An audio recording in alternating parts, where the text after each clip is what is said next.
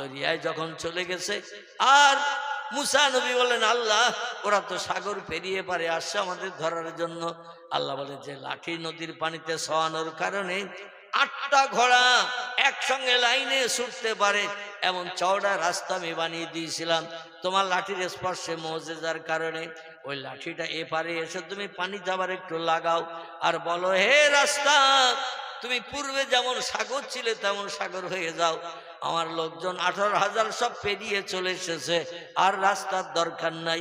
মুসা নবী পানিতে লাঠি ঠেকিয়েছেন আর বলল, সাগর যেমন ছিলে তেমন হয়ে যাও, আর রাস্তার প্রয়োজন আমাদের নাই। আল্লাহ শুধু কোন শব্দ ব্যবহার করলেন, সাগরের রাস্তা ভেঙে চুরমার হয়ে গেল। আর ফেরাউনের দলবলেরা ইঁদুরের বাচ্চার মতো নাকানি চুবানি খেতে খেতে খেতে খেতে খেতে খেতে এক এক করে সব অতল সাগরের তলায় তলিয়ে চলে গেল। ফেরাউন তখনও বেঁচে ছিল, ওর গায়ে শক্তি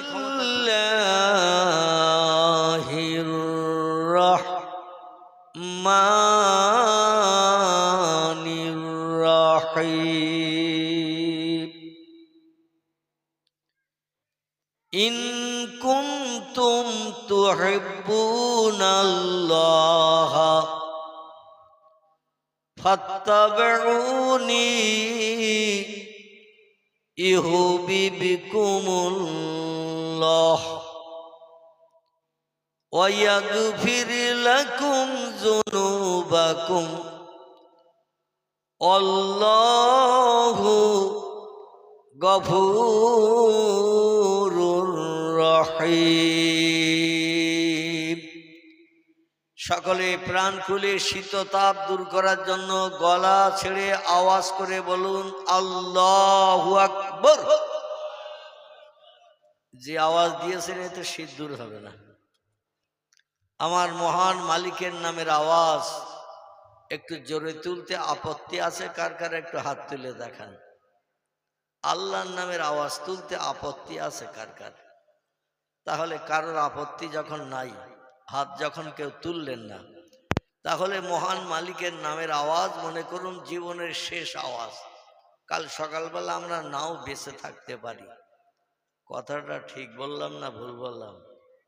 কাল সকাল পর্যন্ত বাঁচবো বা বেঁচে থাকবো এর সার্টিফিকেট বিজ্ঞানীরা দিয়েছে, দার্শনিকরা দিয়েছে, ইঞ্জিনিয়ার দিয়েছে, ডাক্তার দিয়েছে, মাস্টার দিয়েছে, ভূতত্ত্ববিদরা দিয়েছে, ঐতিহাসিকরা দিয়েছে, ভৌগোলিকরা দিয়েছে, কেউ দিতে পারেনি। এ সার্টিফিকেট স্বয়ং আল্লাহর হাতে। ঠিক না ভুল? আল্লাহ যখন ডাক দেবেন, বিবি বাচ্চা আপনজন আত্মীয় স্বজন ফেলে রেখে, এই গত 2-3 দিন আগে একজনকে এইখানে কবরস্থ করেছি না, আব্দুল মোমেন ভাই না মরহুম, তিনি রোগাগ্রস্ত ছিলেন। আমি সেদিন জানাজায়ও বোধহয় তথ্যটা দিয়েছিলাম যে গত শুক্রবারের আগের শুক্রবারে তার সঙ্গে সাক্ষাৎ করতে গিয়েছিলাম। সেই খোদার কসম খেয়ে বলছি, তার সঙ্গে আলাপ বিলাপ কথাবার্তা বললাম, আমি কিছুতেই ধারণা করতে পারিনি যে 2 সপ্তাহ পার হবে না। আমার নিজের মনের কথা বলছি, যেভাবে আলাপ বিলাপ করলাম, কথাবার্তা বললাম, তাতে আমি নিজেও ধারণা করে পাইনি। মরণের একটা সিমটম দেখলে বোঝা যায়। রোগগ্রস্ত, কঠিন রোগে আক্রান্ত, কষ্ট হচ্ছে, শ্বাস নিঃশ্বাসে কষ্ট হচ্ছে, বা এমন করে অসুস্থতার মাঝখানে আছে, উঠতে পারছেন না, বসতে পারছেন না। আমি এমনটা দেখি নাই। খুব ভালোভাবে তার সঙ্গে কথা বললাম। আমি ধারণাও পাইনি যে 2 শুক্রবার পার হবে না, শুক্রবারের আগে বৃহস্পতিবারে মারা যাবেন, এরকমটা আমি ভাবনা বুঝতে পারিনি। আসলে আল্লাহ তকদিরে লিখে রেখেছেন, আত-তাকদীরু লা ইয়ারুদ্দু ইল্লা বিদুআ। জোরে বলুন একটু আমিন। নবীজি সাল্লাল্লাহু আলাইহি ওয়াসাল্লাম জানিয়েছেন, পৃথিবীতে মানুষের জন্য আল্লাহ পাক 2টি নেয়ামত দান করেছেন। এটা নেয়ামত বলবো। মরণটা ভালো না খারাপ? যদি আল্লাহওয়ালা, আল্লাহ প্রেমিক হয়ে আমরা মরণ বরণ করি, তাহলে কবরটা আমাদের জন্য খারাপ জায়গা হবে না ভালো জায়গা হবে? ভালো জায়গা। দুনিয়ার সুখ আর কি সুখ, দুনিয়ার শান্তি আর কি শান্তি, দুনিয়ার স্বস্তি আর কি স্বস্তি। কবরের স্বস্তি, কবরের শান্তি, পৃথিবীর কোনো স্বস্তি শান্তি মানুষকে দিয়ে খুশি করতে পারবে না। তবে ভালো মানুষ হয়ে কবরে যেতে হবে, তাহলে আমরা লাভবান হব। পৃথিবী থেকে সেখানে সুখ সম্পদ শান্তি স্বস্তি বেশি পেতে পারবো। এই জন্য আল্লাহ পাক পৃথিবীর মানুষের জন্য দুটি নেয়ামত, তহবা, গিফট, অনুদান দান করেছেন। একটির নাম হলো তদবির, একটির নাম হলো তকদির। বোঝা গেল? একটির নাম হলো তদবির, একটির নাম হলো, কথা বলে, তকদির। তকদির শব্দের বাংলা অর্থ হলো ভাগ্যফল।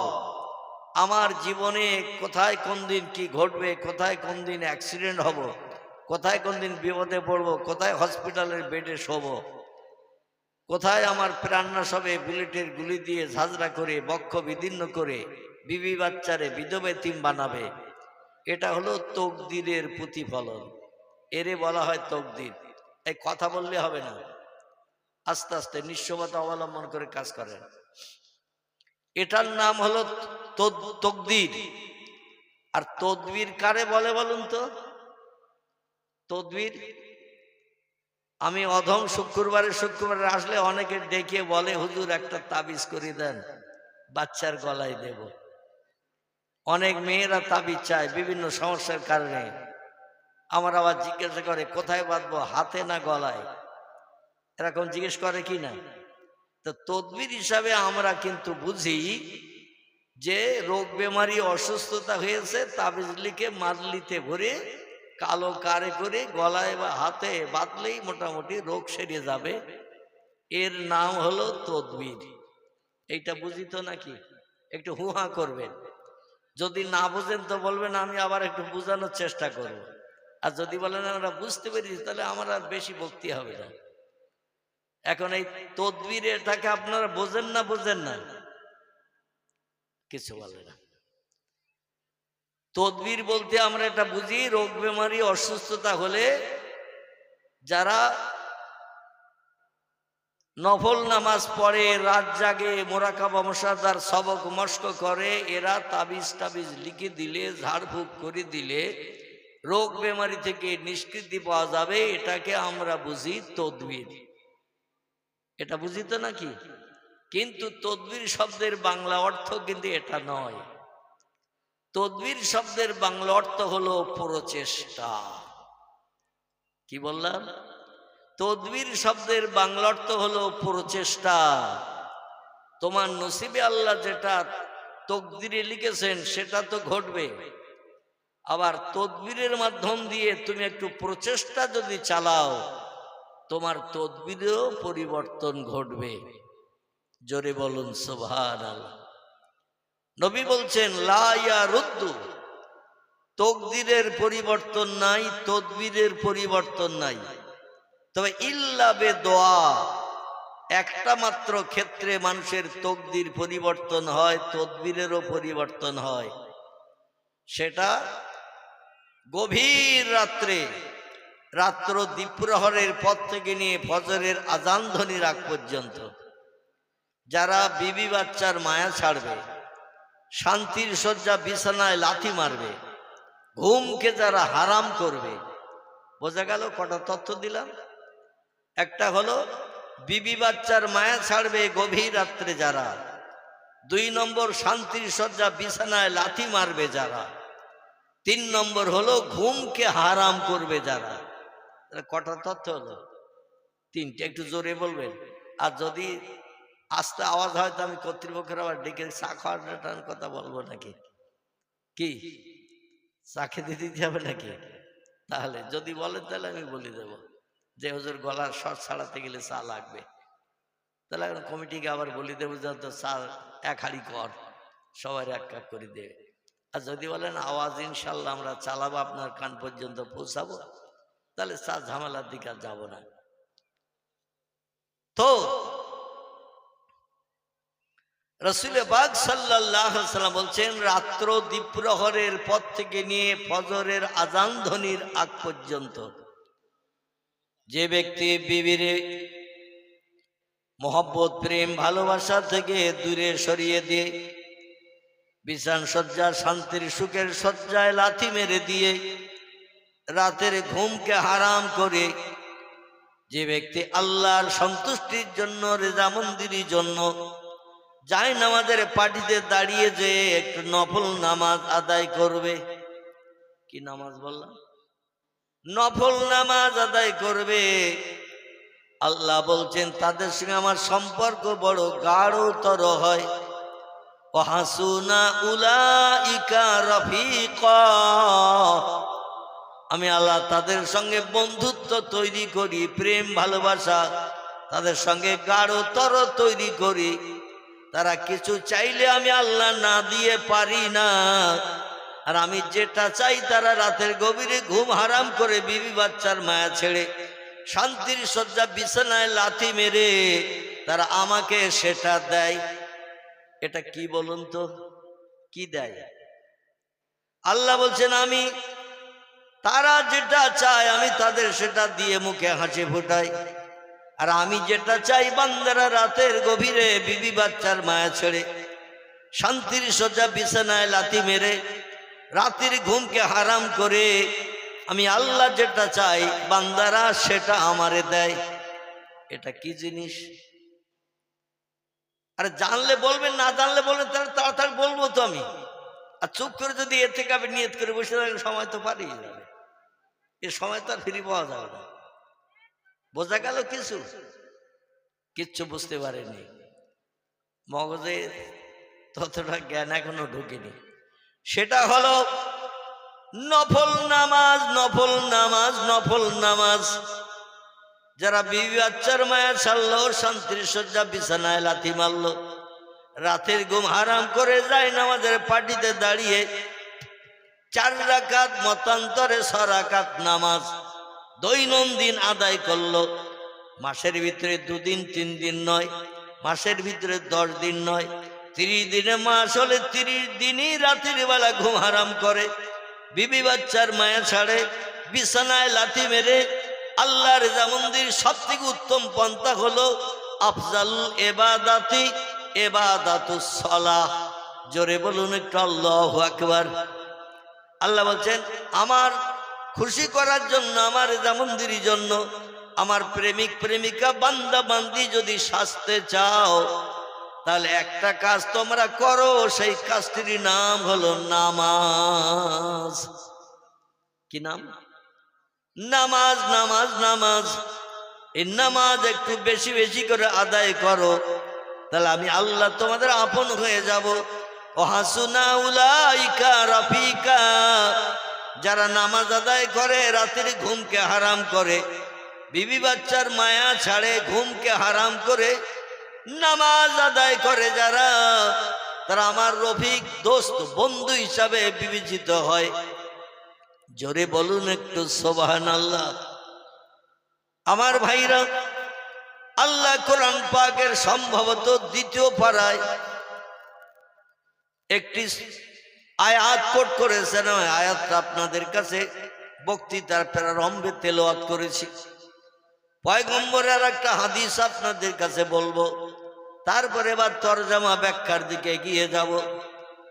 খুব বেশি কোরআন হাদিসের তথ্য দিয়ে আপনাদের আমলনামার থলি আমি ভর্তি করিয়ে ডাংছিল না, অল্প স্বল্প দেব, তবে একটু মনোনিবেশ সহকারে শুনবেন। আশা রাখি মসজিদের আবার নতুন করে ছাদ দেওয়ার দরকার হবে।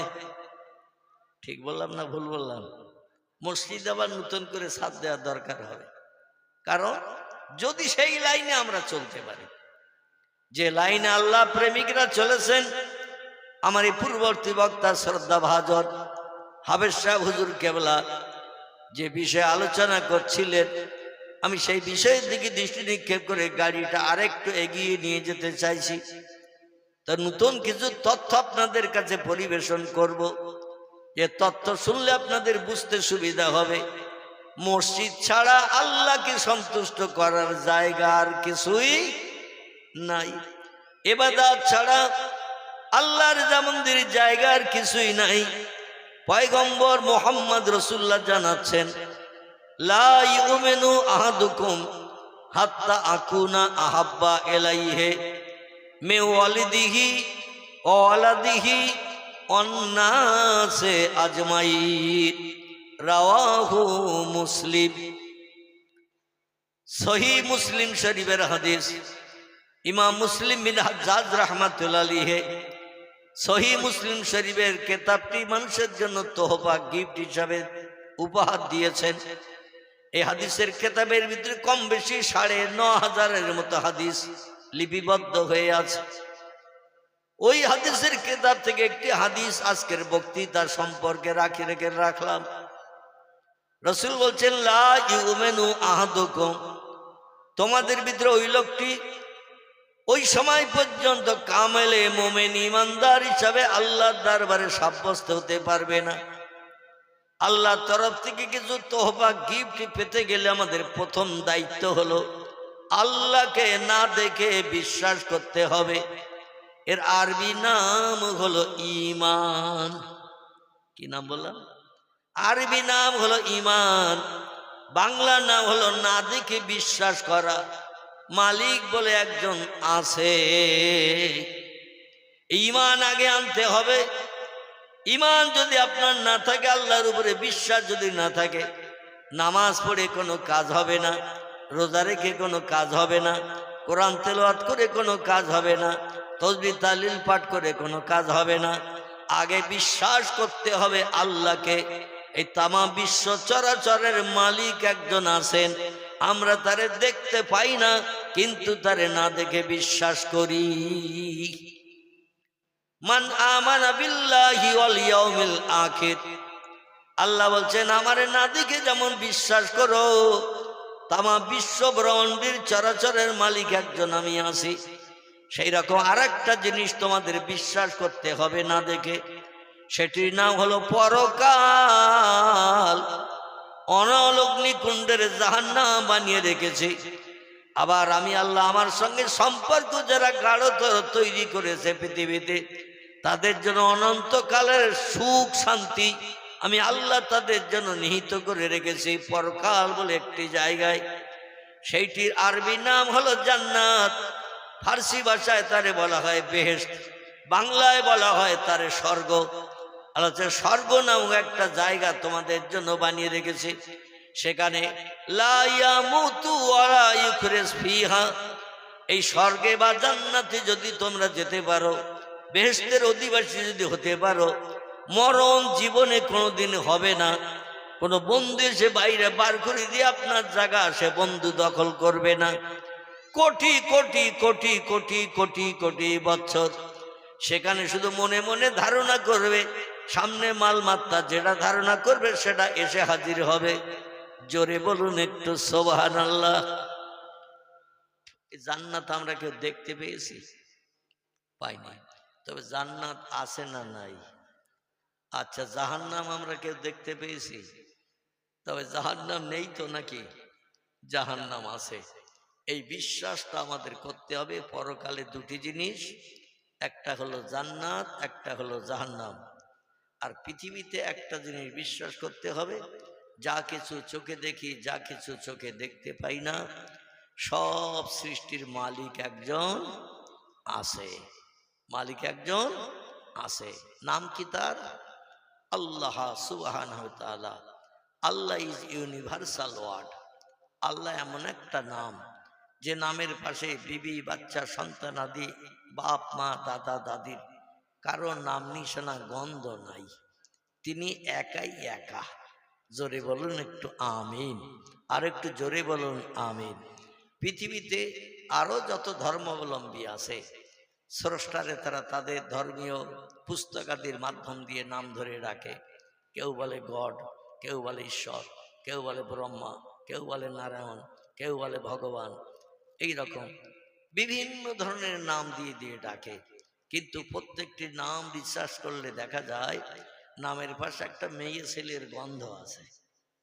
গড, গডেস, ঈশ্বর, ঈশ্বরী, ভগবান, ভগবতী, নারায়ণ নারায়ণী, এমন করে রাম সীতা আছে না, রামের বউ আছে কি না, আছে। তাহলে এমন স্রষ্টার নাম ধরে পৃথিবীতে সমস্ত ধর্মাবলম্বী বললে অত্যুক্তি নাই। তারা স্রষ্টাকে এমন নাম ধরে ডাকে যে নামের পাশে একটা মেয়ে ছেলের গন্ধ পাওয়া যায়। কিন্তু আমরা এমন একটা নাম ধরে আমাদের মালিককে ডাকি যে নামের পাশে কোনো বাচ্চা কাচ্চা, কোনো নারী পুরুষ বিবির কোনো সন্তানাদি কিছুই নাই। এই জন্য আমার পূর্ববর্তী বক্তা বলছিলেন, আল্লাহ আল্লাহ নামে জপ জিকির করলে তাদের কলব জারি হয়ে যায়। রাতের বেলা যখন ঘুমিয়ে পড়ে তাদের কলব অটোমেটিক আল্লাহ আল্লাহ আওয়াজ করতে থাকে। আচ্ছা, আমরা যখন ঘুমোই আমাদের এই বুকের ভিতরে যে কলব আছে, এতে কি আল্লাহর নামের কোনো আওয়াজ কোনোদিন কেউ আশপাশ দিয়ে গেলে রাতের বেলা ঘুমিয়ে থাকলে শুনতে পাই? আমরা তো 24 ঘন্টা শুধু মনের মানুষের প্রেমে আসক্ত। মনের মানুষ বোঝেন তো নাকি? মানে অবৈধ প্রেমিকা, অবৈধ প্রেমিক। এই জিনিসের জন্য আমরা সারা দিন রাত 24 ঘন্টা পাগল হয়ে বেড়াচ্ছি। দুনিয়ার তুচ্ছ দুদিনের জিন্দেগি। এই প্রেম ভালোবাসা খুব ভালো করে বুঝবেন। এই প্রেম ভালোবাসা নারী পুরুষের জন্য দেয়, পুরুষ নারীর জন্য দেয়, এমনকি জীবনও মাঝে মাঝে উৎসর্গ করতে চায়, মাঝে মাঝে জীবনও দিতে চায় একে অপরের জন্য। এই ভালোবাসাটা দুনিয়ার নারী পুরুষকে না দিই, পুরুষ নারীকে না দিয়ে যদি আল্লাহকে দিতে পারত, তাহলে আমার আল্লাহ আপন হতে তার দেরি হতো না। একটু জোরে বলুন সুবহান। আমার ভাইরা, পয়গম্বর মুহাম্মদ রাসূলুল্লাহ বলেছেন, লা ইউমিনু আহাদুকুম, তোমাদের ভিতরে ওই লোকটি কামেলে মুমিন ইমানদার হিসাবে আল্লাহর কাছে তত সময় পর্যন্ত বিবেচিত হতে পারবে না, হাত্তা আকুনা আহাব্বা ইলাইহি, যত সময় না পর্যন্ত আমি মুহাম্মদ রাসূলুল্লাহ আমার ভালোবাসা তার ভিতরে বেশি তর তৈরি না করবে, অত সময় পর্যন্ত ইমানদার মুমিন মুসলমান হিসাবে তুমি বিবেচিত হবে না, সাব্যস্ত হবে না, যত সময় না পর্যন্ত আমার ভালোবাসার তোমার হৃদয়ে গাঢ়তর তৈরি না হবে। সাহাবীরা বললেন, ইয়া রাসূলুল্লাহ, আপনার ভালোবাসা গাঢ়তর তৈরি বলতে কি বোঝায়? খুব ভালো করে শুনে নেবার। নবী বলছেন, এ সাহাবীরা তোমরা শোনো, আমার ভালোবাসা তৈরি না হওয়া পর্যন্ত ইমানদার হবে না, পাক্কা মুমিন হবে না, আল্লাহর জান্নাতের অধিবাসীও তুমি বলতে পারবে না।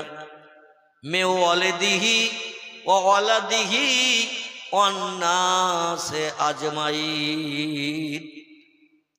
নবী বলছেন, বাপ ছেলেরে যেমন ভালোবাসে, ছেলে বাপরে যেমন ভালোবাসে, মা মেয়ের যেমন ভালোবাসে, মেয়ে মায়ের যেমন ভালোবাসে, অন্নাসে আজমাইন, এই বাপ মা সন্তানের ভালোবাসা ছাড়া বন্ধু বন্ধুরে ভালোবাসে, বন্ধু বন্ধুর সঙ্গে প্রেম মহব্বত ভালোবাসা তৈরি করে থাকে। পৃথিবীর মানুষের ভিতরে যত মহব্বত প্রেম ভালোবাসা, বন্ধুত্ব প্রেমিক প্রেমিকার ভালোবাসা আছে, সমস্ত ভালোবাসার থেকে আমার ভালোবাসা তার হৃদয়ে যত সময় তৈরি না হবে তত সময় পর্যন্ত জান্নাতের বাসিন্দা বনতে পারবে না।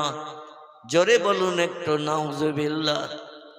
এবার আমি একটু জিজ্ঞাসা করি খিদিরপুরের মাঝের পাড়া বা পার্শ্ববর্তী পাড়ার ভাইদের কাছে, নিজের ছেলে মেয়ের থেকে নবীরে আমরা কি বেশি ভালোবাসি? একটু কথা বলতে হবে। নিজের ছেলে মেয়ের যতটা ভালোবাসি, নবীরে অতটা আমরা ভালোবাসতে পেরেছি? পারিনি। নিজের বাপ মাকে যেমন ভালোবাসি, নবীরে তার থেকে বেশি ভালোবাসা দিতে পেরেছি। বন্ধু বন্ধুর সঙ্গে প্রতিদিন অফিসে দেখা হয়, অফিসে চাকরি করে দুই বন্ধু এক অফিসে, বাড়ি দুইজনের দুই দিকে, কিন্তু রেগুলার অফিসে যেতে হয় চাকরি করার কারণে, গেলেই দেখা সাক্ষাৎ হয়, good morning, good afternoon, good evening, এই রকম ইংরেজিতেও অনেক সময় বাক্য বিনিময় করে। গুড মর্নিং, ভালো সকাল, কেমন আছেন? বলে ভালো আছি। তুমি কেমন আছো? ভালো আছি। এই যে দৈনন্দিনের ভালোবাসা, প্রেম, মহব্বত, মাঝে মধ্যে বাড়িতে অনুষ্ঠান হলে, এই প্রতিদিন অফিসে যারা কাজ করে, চাকরি করে, কোন অনুষ্ঠান হলে বন্ধুরে নেমন্তন্ন করে না? করে না? এক বন্ধু আরেক বন্ধুর করে, সে বন্ধু আবার বলে উনি আমার নেমন্তন্ন করেছে, আমার বাড়ি অনুষ্ঠান, ছেলের বিয়ে, মেয়ের বিয়ে, কি আমার বোনের বিয়ে, আমি নেমন্তন্ন না করলে দৃষ্টিকটু খারাপ দেখাবে। অন্য কোনো ব্যক্তির কাছ থেকে খবর শুনলে তখন আমার ঠাট্টা বিদ্রুপ করবে। এই কারণে সে বন্ধু মাঝে মাঝে বন্ধুর নেমন্তন্ন করে। নবী বলছেন সব বন্ধুর প্রেম, ভালোবাসা, মহব্বত, বিপদে মুসিবতে লেনদেন, ধার দেনা কর্য, বিপদ মুসিবতে দুরাত পাঁচ রাত তার পাশে হসপিটালে যে সেখানে রাত জাগা থাকা, সাহায্য সহযোগিতা করা, যত ধরনের বিপদ মুসিবতে সাহায্য যে ব্যক্তি করে, সেই লোকটা আপন বন্ধু হিসাবে বিবেচিত হয় না? হয় না? দেখবেন সুখের দিনের বন্ধু অনেক পাওয়া যায়, কিন্তু দুঃখের দিনে যে পাশে থাকে সেই হলো প্রকৃত বন্ধু। ঠিক বললাম না ভুল বললাম? সুখের দিনে অনেক বন্ধু পাওয়া যায়, দুঃখের কথা যদি বলেন দেখবেন আস্তে আস্তে সরে যায়। আমার তো এখন কলকাতায় যেয়ে 5 দিন থাকার সময় নাই, তার এই বিপদে সাহায্য করব, সময় দেব, এটা তো আমার এখন সময় নাই। তার এখন এত টাকার দরকার, অপারেশন করবে, আমার পক্ষে তো দেয়া সম্ভব নয়, পরে আবার শোধ করবে কিনা কে জানে। আস্তে আস্তে অনেক মহব্বতের বন্ধু সরিয়ে যায় না? যায় না? দুঃখের দিনে যিনি পাশে দাঁড়ান তিনি হলেন প্রকৃত বন্ধু। তাম পৃথিবীতে যত উম্মতে মুহাম্মাদি আছে, সমস্ত উম্মতে মুহাম্মাদীদের মুহাব্বতের বন্ধুর নাম মুহাম্মাদুর রাসূলুল্লাহ সাল্লাল্লাহু আলাইহি সাল্লাম। চিল্লায়ে বলুন একটু আমিন। কারণ হাসরের মাঠের মতো বিপদের দিন, মুসিবতের দিন পৃথিবীর কোনো মানুষের নসিবে জুটবে না, যেদিন বাপ ছেলেরে চিনবে না। ইয়াউমা ইয়াফিরুল মারউ মিন আখিহি ওয়া উম্মিহি ওয়া আবিহি ওয়া সাহিবাতিহি ওয়া বানিহি আল আখির। আল্লাহর কোরআনের আয়াত। আল্লাহ বলছেন যেদিন পশ্চিম দিক থেকে সূর্যোদয় করব, পূর্ব দিকে অস্তমিত করাবো, মানুষের মাথার উপরে 1 মাইল দূরে সূর্য রাখবো, সূর্যের 12টা মুখের কিরণ ছেড়ে দেব পৃথিবীর জমিনে।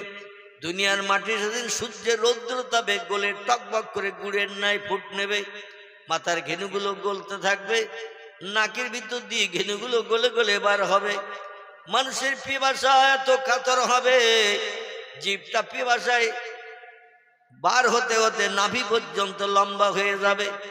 ক্ষুধার যন্ত্রণায় মানুষ গায়ের গোশতগুলো ছিঁড়ে ছিঁড়ে, গায়ের থেকে গোশতগুলো ছিঁড়ে ছিঁড়ে গালে দেবে ক্ষুধা নিবৃত্তির জন্য। একটু একটু জায়গা দেন। ক্ষুধা নিবৃত্তির জন্য সেদিন মানুষ গায়ের গোশতগুলো ছিঁড়ে খাবে। বর্তমান পৃথিবীতে এইরকম অবস্থা কোনোদিন কোনো মানুষের হয় নাকি? ক্ষুধা লাগলে চিল্লায় ক্ষুধা লেগেছে খাবার দাও, কিন্তু গোশত ছিঁড়ে খায় না, পিপাসায় কাতর। নবী মুহাম্মদ রাসূলুল্লাহ বলছেন 7টা সাগরের পানি যদি হাসরের মাঠে কোনো ব্যক্তিরে দেখানো হয়, ওই ব্যক্তি পানির দিকে তাকিয়ে বলবে আমার যা পিপাসা লেগেছে হাসরের মাঠে, এই 7টা সাগরের পানিতে আমার পিপাসা মেটবে না, আরো বাড়তি পানি লাগবে।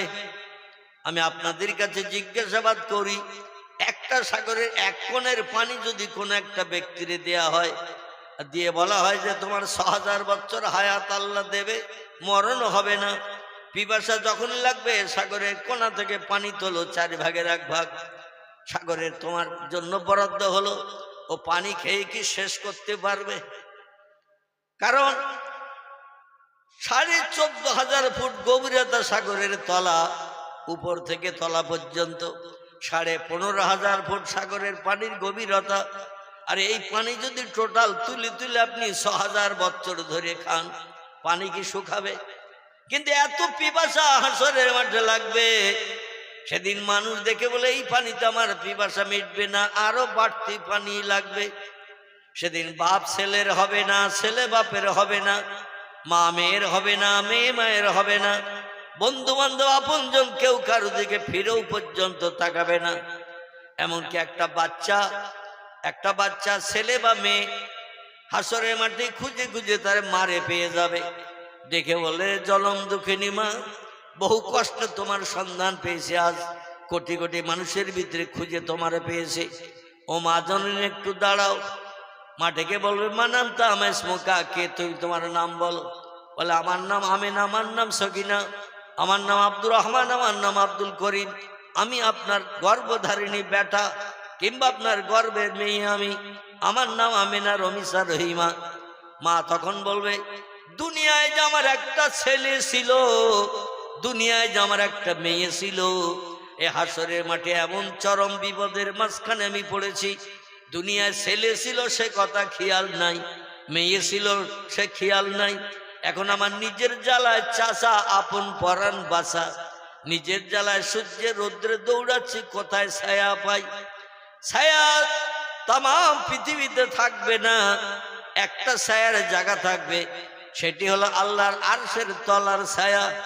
আচ্ছা আমরা সাধারণ মানুষ ওই আরশের তলায় যে কি দাঁড়িয়ে ছাতার ছায়া পেতে পারবো? আল্লাহ কোরআনে বলছেন চারটে দলের মানুষ হাসরের মাঠে আমার আরশের তলার ছায়ায় দাঁড়ানোর সুযোগ পাবে। একটি দলের নাম হলো নবিয়্যিন, একটি দলের নাম সিদ্দিকীন, একটি দলের নাম শুহাদা, একটি দলের নাম সালেহীন। জোরে বলুন একটু আল্লাহু আকবার। কটা দল? চারটে দল। আচ্ছা এই চারটে দল বাদ দিলে আর কোনো দল থাকে বলে মনে হয়? চাষি, তাঁতি, খামার, কুমোর, সুতোর, ধোপা, নাপিত, ডাক্তার, কবিরাজ, হাকিম, জজ, উকিল, ব্যারিস্টার, এইভাবে বিজ্ঞান, দর্শন, ইঞ্জিনিয়ার, যত দলের মানুষ পৃথিবীতে আছে এর এই চারটে দলের বাইরে না এই দলের ভিতরে? এই দুনিয়ায় আর যত দলের নাম করলাম এর এই চারটে দলের ভিতরে না বাইরে? এরা বাইরে। কারণ কিয়ামত পর্যন্ত আমরা যদি চেষ্টা চালাই নবী হতে কেউ পারবো না। 2 নম্বর সত্যবাদী এই পৃথিবীতে যারা বনবে কোনোদিন একটা মিথ্যার আশ্রয় নেবে না। আল কেযবু উম্মুজ জুনুব, মিথ্যা হলো পাপের মা। পয়গম্বর বলছেন মায়েরা সন্তান প্রসব করে যেমন বংশবৃদ্ধি করে, যে লোকটা মিথ্যা কথা বলে সে পাপের বংশবৃদ্ধি করে। আর একবার মিথ্যা কথা বললে একটানা 40 দিন তার নামাজ, কালাম, তসবিহ, তাহলিল, কোরআন তেলাওয়াত, জিকির, আজকার কিছুই আল্লাহর দরবারে কবুল হবে না। তাহলে মিথ্যা কথা বলা কত ভালো, বুঝতে পারছেন তো? একটা বার 24 ঘন্টার ভিতরে যদি মিথ্যা বলেন, বন্ধুর সঙ্গে বন্ধুর দেখা, মাঝে মধ্যে আমি বলি কেমন আছিস মিন্টু, বলে মোটামুটি যাচ্ছে। বলে পিন্টু তুই কেমন আছিস? বল তোর মতো একই অবস্থা চলছে। বলে অনেকদিন পরে দেখা, দে একটা বিড়ি দে। কি দে? দে একটা বিড়ি দে। বলে খোদার কসম একটাও নেই। ও বলছে আমরা হাই স্কুলে পড়তাম যখন, তখন বাথরুমে টয়লেটে যেয়ে বিড়ি খেয়ে আবার বেরিয়ে আসতাম, আর তোর কাছে বিড়ি নেই, আমার বিশ্বাস হয় না। বলছে দেখি তোর পকেট। তো পিন্টু মিন্টুর পকেটে হাত ঢুকিয়ে দিয়েছে, মাল খটা 4টে মাল বেরিয়েছে। আর এই গ্রামে তো বিড়ি তৈরি হয় কম বেশি নাকি, কিন্তু সবাই কি খায়? যারা তৈরি করে সবাই কি খায়? খায় না। ও নেশা আলাদা নেশা। ভাত খাওয়ার আগে ও একটা রেডি করে নিয়ে খায়। অনেকে এমন পানখোর রয়েছে, পানখোর, তামাক টামাক খয়ের খয়ের রোডে দিয়ে খায়। আবার কি সুরুবি জর্দা নাকি এরম নাম টাম রয়েছে, মানে এ আগে রেডি করে নিয়ে তারপরে ভাত খেতে বসে। খাওয়ার পরে যদি একটা পান গালে না দেয় ও সুসোর মতন পাক খায়। সুসো যেমন পাক খায় ওইরকম পাক খায়। রাতের বেলা খাওয়া দাওয়ার পরে দেখবেন বিছানা সজ্জায় শুতে যাবে যে সমস্ত যুবকেরা নেশাখোর, বিড়িখোর, ও রাতের বেলা শুতে যাওয়ার আগে একটা বিড়ি ধরিয়ে যদি না টানে ওদিন সারা রাত ওর ঘুম হবে বলে মনে হয়? সারা রাত ঘুম হবে না। তো বন্ধু বন্ধুরে বলছে তোর পকেটে 4টে বিড়ি, আর তুই খোদার কসম খেলি? বলছে আমি মনে করছিলাম আমার বাড়ি যেতে এখনো 5 ঘন্টা দেরি, 20-25 মিনিট অন্তর একটা একটা লাগে আমার, তো তোর একটা দিয়ে আবার কার কাছে হাত পাতবো? তাই আমি কসম খেয়েছিলাম যাতে তোর একটা বিড়ি দিতে না হয়, তো তুই পকেট চেক করবি তাকে জানে। আহারে, নবী বলছেন কুল্লু মুস্কিরিন হারামুন, প্রত্যেকটি নেশাকর বস্তু পান করা হলো হারাম। জবান যদি দুর্গন্ধ করে নেশাকর বস্তু পান করে, ওই জবানের কোন ইবাদত বন্দেগী তাসবিহ তাল কোরআন তেলাওয়াত জিকির আজগার আল্লাহর দরবারে কোনোদিন কবুল হবে না, সব বিফলে চলে যাবে। জোরে বলুন একটু নাউজুবিল্লাহ। আমার ভাইরা, পয়গম্বর মুহাম্মদ রাসূলুল্লাহ বললেন, দুনিয়ার সব মানুষের থেকে আমার ভালোবাসা প্রেম যদি বেশি তৈরি করতে না পারো হৃদয়ে, আল্লাহর জান্নাত হালাল বানানো কষ্টকর হয়ে যাবে। সাহাবীরা বলে, ইয়া রাসূলুল্লাহ, ইয়া হাবিবাল্লাহ, আপনার ভালোবাসা সব জিনিসের থেকে বেশি আমাদের হৃদয়ে তৈরি করতে হবে। রাসূল বললেন, না। হযরত ওমর দাঁড়িয়ে গেলেন মজলিসে।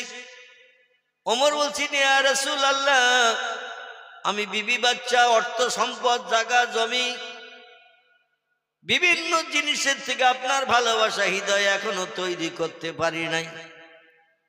ওমর কিন্তু কিছু গোপন রাখতো না, যেটা সামনে আসতো সঙ্গে সঙ্গে সেটা বলে দিত। বলে, আমার বিবি বাচ্চার থেকে, জায়গা জমি, টাকা পয়সা, অর্থ সম্পদের থেকে আপনার ভালোবাসা আমি বেশি তৈরি করতে পারি নাই। নবী বললেন, তাহলে তুমি ইমানদার মুমিন এখনো হতে পারো নাই।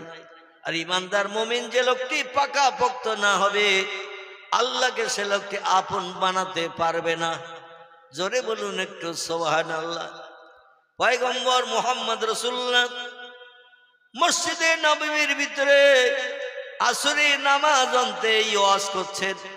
সাহাবায়ে কেরামেরা ওয়াজ শুনছেন। মেয়েরাও বিশ্ব নবী মুহাম্মদ রাসূলুল্লাহর কন্যা হযরতে ফাতেমার হজরা, মায়েশার হজরা পাশাপাশি ছিল, গায়ে গায়ে লাগানো। এই হজরার ভিতরে মদিনার অনেক মেয়েরাও এসে বসতো। তারাও পয়গম্বরের মুখনিসৃত জবানি তারাও শ্রবণ করত। তবে সে যুগে মাইকের কোনো প্রচলন ছিল না, খালি মুখে ওয়াজ নসিহত হতো। খুব বেশি দূর যেতে হবে না, এখান থেকে 100 বছর আগে আমরা যদি চলে যাই, ইতিহাস হালকা করলে দেখা যাবে আল্লামা রুহুল আমিন রাহমাতুল্লাহ আলাইহি খালি মুখে ওয়াজ করতেন। 50,000 মানুষ যদি মজলিসে বসে থাকতো, সামনের লোকটা যেমন আওয়াজ শুনতে পেত, পিছনের লোকটাও একই রকম আওয়াজ শুনতে পেত। জোরে বলা যাবে না একটু সুবহানাল্লাহ। ফুরফুরার পীর আবু বকর সিদ্দিক আল কুরাইশি, যার সম্পর্কে আমার পূর্ববক্তা শ্রদ্ধাভাজন হাবেজ সাহেব হুজুর বলছিলেন, ইনি উচ্চ মার্গের কত নামি দামি ব্যক্তিত্ব তিনি ছিলেন। সময় হলে কিছু তথ্য পরিবেশন করবে ইনশাল্লাহ। ইনিও যখন কোনো মজলিসে যেতেন, জলসায় যেতেন, 2.5-3 লক্ষের মতো মানুষের সমাগম হতো। চতুর্দিকে মসজিদে মসজিদে এইভাবে খবরাখবর পাবলিসিটি হতো। আর মানুষ 3-4 দিন আগের থেকে জামা কাপড় পটলা পুটলি করে নিয়ে জলসা শুনতে আসতেন। 3 থেকে 4 দিন আগে বেরিয়ে আসতেন, কারণ তখন এখনকার মতো গাড়ি ঘোড়ার প্রচলন ছিল না। হেঁটে হেঁটে আসতে হতো, নৌকা যোগে আসতে হতো। 4 দিন আগে সে বসে থাকতো সামনে, পীর সাহেবের চেহারা দেখবো। জোরে বলুন সুবহানাল্লাহ। এই জন্য মানুষ সামনে এসে বসতো, পরবর্তীতে যারা আসতো তারা পিছনে বসতো। 2-2.5 লক্ষ 3 লক্ষ মানুষের সমাগম হতো, বিশেষ করে পূর্ব বাংলা, বাংলাদেশে। সামনের মানুষটা হুজুরের, দাদা হুজুরের কণ্ঠের আওয়াজ যেমন কানে শুনতে পেত। 3 লক্ষ লোকের পিছনে যদি কোনো মানুষ বসে, তাহলে রাস্তা পেরিয়ে যাবে না? যাবে না? মেন রোড রাস্তা কি স্টেজ থেকে সোজা করিয়ে 3 লক্ষ লোক এক জায়গায় যদি বসে, তা একটু অনেক দূর পর্যন্ত যাবে না? যাবে না? ওই 3 লক্ষ লোকের পিছনে যারা বসে থাকতো, তারাও একই রকম আওয়াজ শুনতে পেত। আল্লাহ পাক রব্বুল আলামিন হাওয়ার মাধ্যম দিয়ে, এখন যেমন টেলিফোন করেন, হাওয়ার মাধ্যম দিয়ে টাওয়ারে ধরে নিয়ে আপনার মোবাইলে পৌঁছে দিচ্ছে। সে যুগে হাওয়া আপনার কথাগুলো উড়িয়ে নিয়ে সব মানুষের কানে পৌঁছে দিত। তো আমি মোল্লা মৌলবী, আমার কথা এখন পৌঁছাবে না, মাইকে আওয়াজ দিলেও রাস্তা পার হবে না। তারা ছিল আল্লাহ প্রেমিক, আল্লাহ ভক্ত, খোদা প্রেমিক, খোদা ভক্ত। তাই দুনিয়ার সব সৃষ্টিকে তারা বশ করে নিতে পেরেছিল। এজন্য প্রত্যেকটি সৃষ্টি তাদের হুকুমের মান্যতা দিয়ে উদ্দেশ্যটা পরিপূর্ণ বাস্তবে রূপদান করে দিত। জোরে বলুন একটু সুবহানাল্লাহ। নবীর মহব্বত, নবীর প্রেম, নবীর ভালোবাসা কেমন বাঁচতে হবে পয়গম্বর সেদিন এই ওয়াজ করেছেন। মেয়েরাও মা ফাতেমা মায়েশার হুজরার পাশে বসে বসে ওয়াজ শুনেছেন। সকলের কানে একই রকম আওয়াজ চলে গেছে। আল্লাহ নবী আসরের নামাজ অন্তে কিছু সময় বক্তৃতা করে সন্ধ্যার আগে মদিনার দেশে পয়গম্বরের স্ত্রী ছিল মোট এতজন। কজন? 9 জন। রসুলের মদিনার দেশের বিবির সংখ্যা ছিল মরণের সময় পর্যন্ত 9 জন। যখন কোন স্ত্রী ইন্তেকাল করেছেন 8 জন হয়েছে। নবী আরেকজন বিধবা, স্বামীহারা বিধবা, তাকে বিবাহ বন্ধনে আবদ্ধ করেছেন তাদের দাবি পূরণের জন্য, চোখের পানি মোচনের জন্য। বিধবা এসে নবীজির সামনে কাঁদে, ইয়া রাসূলুল্লাহ, আমার স্বামী যুদ্ধের মাঠে দিন প্রচার করতে যে ইন্তেকাল করেছে, মারা গেছে। পয়গম্বর বললেন, তো মা সালাকা ইয়া আইয়ুহান নিসা, কি আপনি বলতে চাইছেন? কাঁদছেন আমার সামনে এসে বলুন।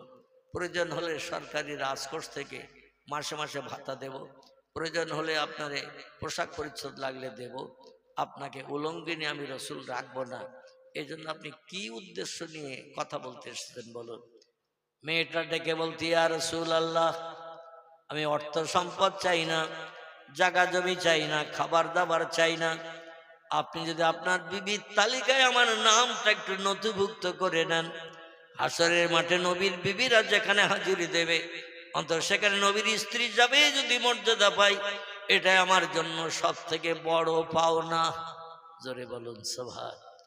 রসুল বলতেন, আমি বৃদ্ধ, বুড়ো হয়ে গেছি, 58 বছর বয়স, 59 বছর বয়স, আমি বৃদ্ধকালে উপনীত হয়েছি।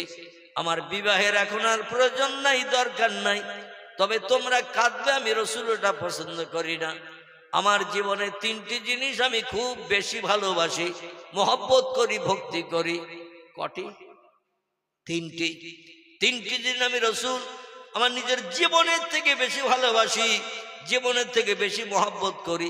সাহাবীরা বলেন, ইয়া রাসূলুল্লাহ, হে মা হিয়া সালাস, ওই 3টি জিনিস কি কি একটু আমাদের কাছে বলুন।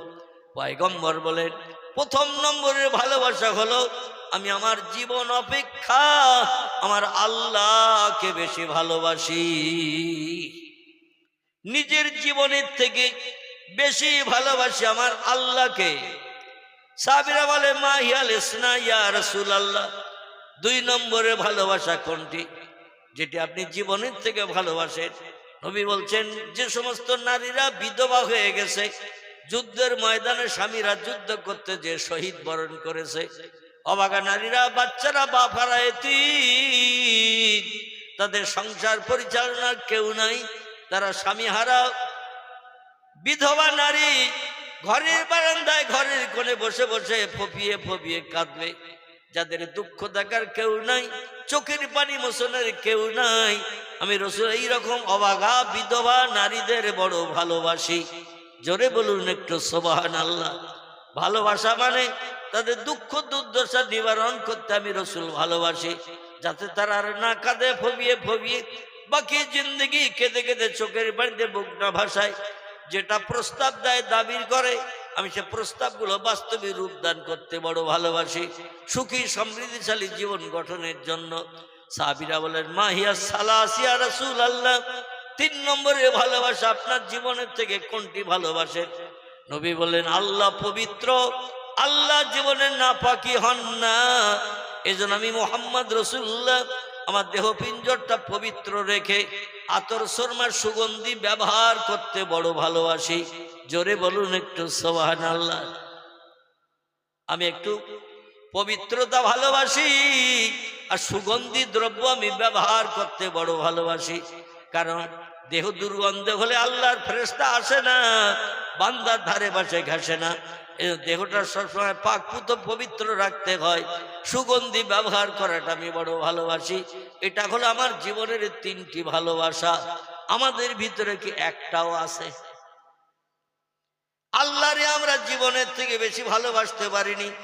2 নম্বর, পাড়া প্রতিবেশী গ্রামের ভিতরে যদি কোনো স্বামীহারা বিধবা নারী থাকে, 1-2 বাচ্চা যদি থাকে, তাদের সংসারটা কেমন চলছে, কেমন যাচ্ছে, আমরা কি কোনোদিন 2-5টা মিনিট সময় নিয়ে তাদের কাছে গিয়ে খোঁজ নিতে কোনোদিন গেছি?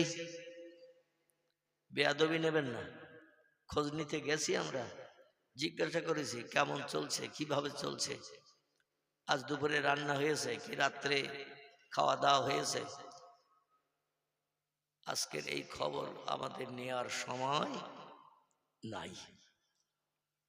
3 নম্বর হলো, পয়গম্বর মুহাম্মদ রাসূলুল্লাহ যখন পেশাব করতেন, পায়খানা করতেন, ঘুম থেকে উঠতেন, সঙ্গে সঙ্গে তিনি পবিত্রতা অবলম্বন করতেন। কারণ আল্লাহ পবিত্র, এই জন্য পয়গম্বর মুহাম্মদ রাসূলুল্লাহ ওযু করে পবিত্রতা অবলম্বন করে থাকার চেষ্টা করতেন। এমনকি হযরতে বেলাল হাবশী নবীজির কাছ থেকে তথ্য পেয়ে উনি একটু বেশি পবিত্রতা থাকার দায়িত্ব পালন করেছিলেন বলে রসুল মেরাজের রজনীতে আল্লাহর সঙ্গে দিদার করে যখন জান্নাত দেখতে গেছেন, নবী যাচ্ছেন জান্নাতের বিভিন্ন নাজ নেয়ামতগুলো পরিদর্শন করতে, সামনে একজন লোক হেঁটে যাচ্ছে আগে আগে। রসুল বলছেন, ইয়া আখি জিবরিল মান আনতা, ওই যে লোকটা হেঁটে যাচ্ছে আমার আগে আগে, পায়ের শব্দ শোনা যাচ্ছে, লোকটার দেখতে পাচ্ছি না, কিন্তু পায়ের একটা খড়মের শব্দ, খটখট আওয়াজ হচ্ছে, আমি যত যাচ্ছি তত আওয়াজটা এগিয়ে যাচ্ছে, লোকটার তো দেখতে পেলাম না, আপনি কি বলতে পারেন লোকটাকে? নবী বললেন, ইয়া আখি মুহাম্মদ ইবনে আব্দুল্লাহ, ও আব্দুল্লাহর বেটা মুহাম্মদ, লোকটাকে আমার কাছে জিজ্ঞাসাবাদ না করে আপনি পৃথিবীতে যেই জিজ্ঞাসাবাদ করলেই জানতে পারবেন আপনার সামনে আগে আগে লোকটা কে যাচ্ছে। নবী বললেন, পৃথিবীতে ফিরে যাব মেরাজ করে, মক্কা নগরীতে যে আমি কারে জিজ্ঞাসাবাদ করব, কারে কথা বলবো? জিবরিল আমিন বললেন, আপনি ভালো করে একটু খেয়াল করুন, লোকটার পায়ের শব্দ শুনলে বুঝতে পারবেন লোকটা কে। পায়ের শব্দটা একটু খেয়াল করুন। নবী একটু থমকে দাঁড়ালেন, পায়ের শব্দ থমকে দাঁড়িয়ে গেল। নবী আবার হাঁটা শুরু করলেন, পায়ের শব্দ আবার আগে আগে হেঁটে যায়। পয়গম্বর বলে, আল্লাহ সৃষ্টির ভিতরে সেরা আমি, আমার মতো মর্যাদা সম্মান দাম পৃথিবীতে আর কোনো ব্যক্তি পায় নাই, কোন নবী পায় নাই, কেউ পায় নাই, আমি হলাম সব থেকে দামি ব্যক্তিত্ব। এই জন্য আল্লাহর আরশ কুরসিতে আমি যে আল্লাহর সঙ্গে 27 বছরের লম্বা দিন সামনাসামনি বসে গল্প করার সুযোগ পেয়েছি। জোরে বলুন একটু সুবহানাল্লাহ। কিন্তু জান্নাতে যখন পরিভ্রমণ করতে গেলাম, আমার সামনে একজন লোক হেঁটে যাচ্ছে, কোন বাপের বেটা সে, কোন নবী, কোন ব্যক্তিত্ব সে, আমার আগে আগে চলে যেয়ে দেখতে দেখতে গিয়ে যাচ্ছে। জিবরিল বলে, একটু খেয়াল করুন পায়ের শব্দটার দিকে। নবী একটু থমকে দাঁড়ালেন। ইন্নামা বুইস্তু মুআল্লিমান, আল্লাহ পাকের পয়গম্বর বলছেন, আল্লাহ পাক তাম বিশ্ববাসীর শিক্ষক করে, টিচার করে, প্রফেসর করে, অধ্যাপক অধ্যক্ষ করে আমার এই পৃথিবীতে পাঠিয়েছেন। আমার মতো জ্ঞান পৃথিবীতে কারো নাই, ভবিষ্যতও হবে না, অতীতও ছিল না। আমি মুহাম্মদ রাসূলুল্লাহ চিন্তা ভাবনা করলে যে সিদ্ধান্ত উপনীত হই, এই সিদ্ধান্ত পৃথিবীর কোনো মানুষ পেতে পারবে না। জোরে বলুন একটু সুবহানাল্লাহ। নবীজি একটুখানি নীরব থেকে বললেন, ভাই জিবরিল, আমি যেন বুঝছি আমার সঙ্গে যখন হাবশার অধিবাসী উমাইয়া বিন খলফের গোলাম কলেমা পড়ার পরে আমার কাছে যখন দিন শরীয়তের কথাবার্তা শিখতে আসতো, দিন শরীয়তের আলোচনা শুনতে আসতো, ওই বেলালের পায়ের খড়মের শব্দ এই রকম খটখট খটখট করে আমার কানে লাগতো। মক্কা নগরী পাহাড়ি এলাকার দেশ, পাথরের উপরে চললে খড়মের শব্দ যেমন লাগে সেই রকম যেন শব্দটা লাগছে। জিবরিল বলছে, সাদ্দাকতা ইয়া আখি মুহাম্মদ ইবনে আব্দুল্লাহ, আপনি যে ধারণা করেছেন ধারণাটাই সঠিক। হাবশার অধিবাসী উমাইয়া বিন খলফের গোলাম কৃতদাস, বাড়ির চাকর মান্দার, ওই বেলালের পায়ের শব্দ এটা। জোরে বলুন একটু সুবহানাল্লাহ, আর একটু জোরে বলুন সুবহান। নবী বলছেন তাহলে নাই মেনে নিলাম, কিন্তু বেলাল আমার হাতে হাত দিয়ে কলেমা পড়েছে, আমার কাছ থেকে ইসলাম গ্রহণ করেছে, দিন শরিয়তের আইন কানুনগুলো আমার কাছ থেকে শিখেছে, আর আমার ছাত্র আমার আগে যাবে আর আমি তার পেছনে যাব, তাহলে আমার তো পদমর্যাদা সম্মান আর কিছুই থাকলো না। বেলাল কোন আমলের কারণে, কোন কাজের বদৌলতে আমার আগে আগে আর জান্নাতে যাওয়ার সুযোগ পেল? জিবরিল বললেন, সাদ্দাক্তা ইয়া রাসূলুল্লাহ, আপনি ঠিকই প্রশ্ন করেছেন। কথাটা হলো এই, বেলাল যেই নাপাকি হয়, ওর গায়ের রং কয়লার মতো কালো বলে, ঠোঁটটা পুরো মোটা বলে, চোখ দুটো মোটা মোটা বলে, মাথার চুল এইরকম গুঁড়ো গুঁড়ো কোকড়ানো চুল, তেই বেলালে হাফসি এ যেই নাপাকি হয় সঙ্গে সঙ্গে ও দেহটা অজু করে পবিত্র বানিয়ে নেয়। আল্লাহ পাক আপনার থেকে শুরু করে আপনার সাহাবায়ে কেরাম সহসঙ্গী যত আছে, তারা বেলালের মতো এত সময় পবিত্র থাকতে কেউ পছন্দ করে না, এত সময় পবিত্রতা অবলম্বন করে কেউ থাকতে চায় না। বেলাল হলো আপনার সহসঙ্গীদের ভিতরে সেরা। এই জন্য সেরা পবিত্রতা অবলম্বন করার কারণে আপনার আগে আগে বেলালকে হাঁটিয়ে জান্নাতের মর্যাদা রক্ষা করছেন। যে জান্নাতে একটা পেশাব ঘর নাই, পায়খানা ঘর নাই, কোনো ডাস্টবিন নাই, ময়লা ফেলার জায়গা নাই, টোটাল জান্নাত পবিত্র। পবিত্র জান্নাতে ঢুকবে তারা যারা হবে পবিত্র। জোরে বলুন একটু সুবহান। নবীজি মেরাজ থেকে ফিরে আসলেন, সংক্ষেপ করে বলছি, এগিয়ে যাও অন্যদিকে। নবীজি মেরাজ থেকে ফিরে আসলেন ভোরবেলা। রাত্র দ্বীপ্রহরের পর থেকে নিয়ে ফজরের সময় পর্যন্ত মোটামুটি কত ঘন্টা সময় হয়? রাত্র দ্বীপ্রহর মানে 12টার পর থেকে ভোর পর্যন্ত, ফজর পর্যন্ত কত ঘন্টা সময় হয়?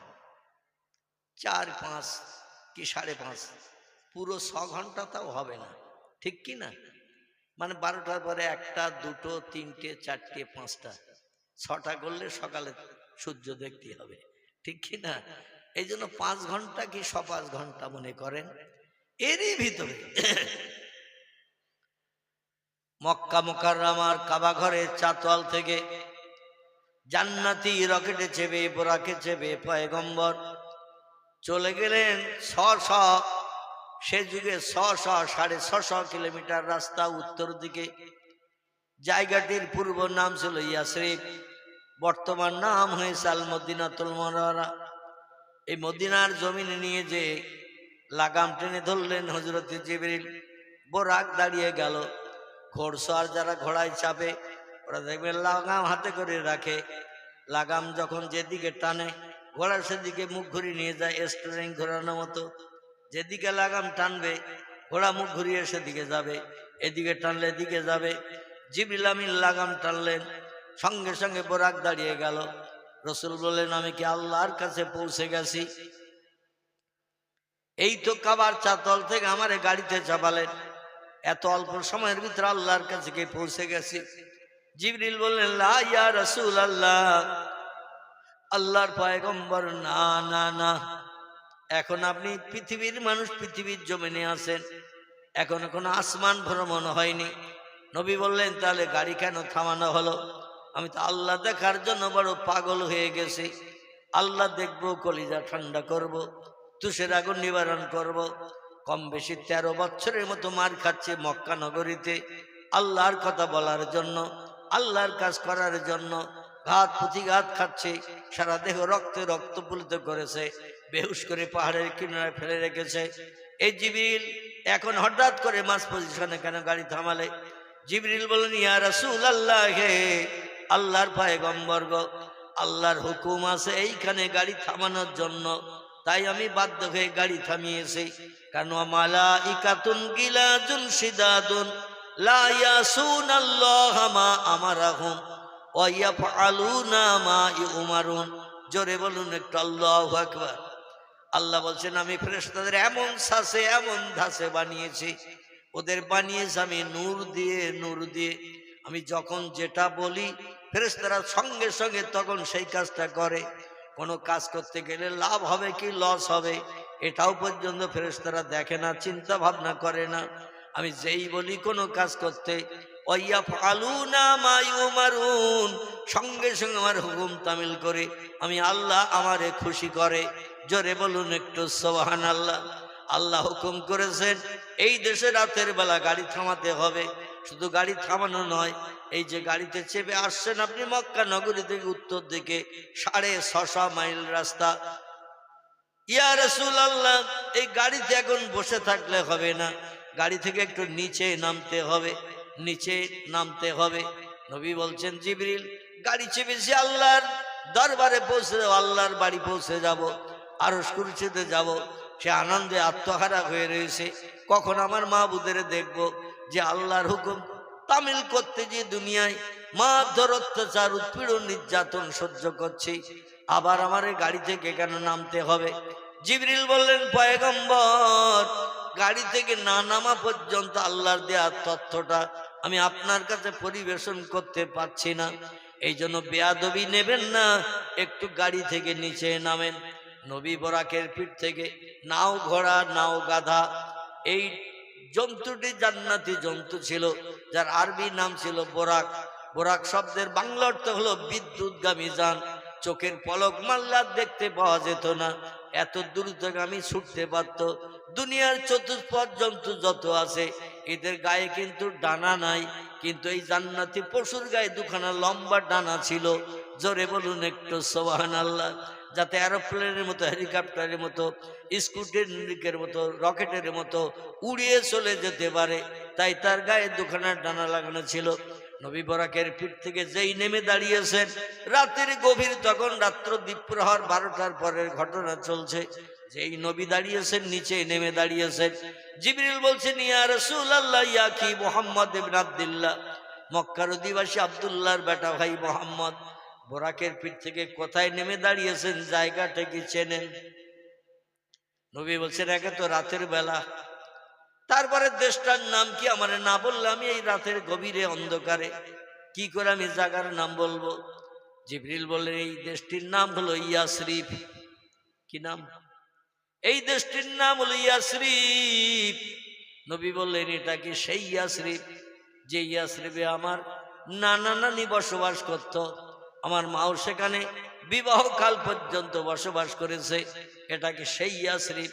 জিবরিল বললেন, নাম ইয়া আখি, হা হা হা, এটা সেই ইয়াসরিব, আপনার নানার বাড়ির দেশ, নানির বাড়ির দেশ, আপনার মা যেখানে বিবাহকাল পর্যন্ত বসবাস করেছেন সেই দেশ। নবী বললেন, এই দেশে তো আমি আসতে চাই না, কারণ এই দেশ আমার বাপ মারে বিদায় করি আমারে চিরে এতিম বানিয়েছে।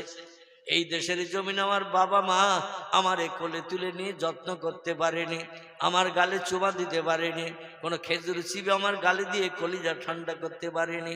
এ দেশ এত খারাপ দেশ যে দেশ আমার বাপও কবরস্থ হয়েছে জন্মের আগে, আবার মাও 6 বছর বয়সে বাবার কবর দেখাতে নিয়ে এসে মাও বাবার কবরের পাশে আছাড় খেয়ে পড়ে ইন্তেকাল করেছেন।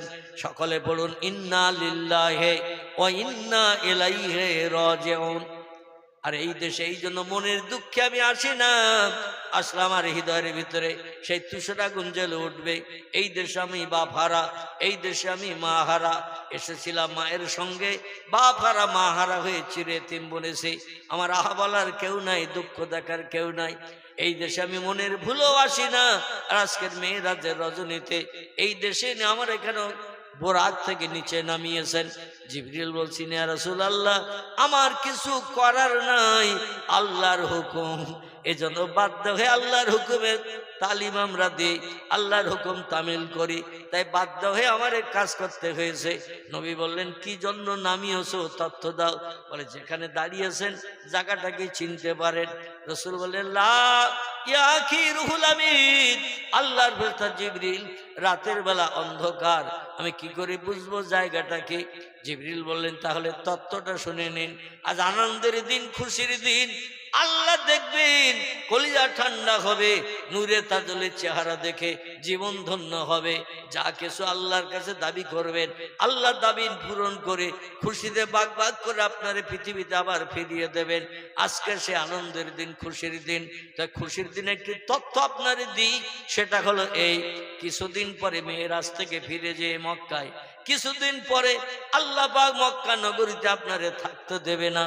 মক্কা মানুষদের অত্যাচার উৎপীড়ন নির্যাতন থেকে নিষ্কৃতির জন্য এই ইয়াসরিবের দেশে আল্লাহ আপনারে আসতে বলবেন।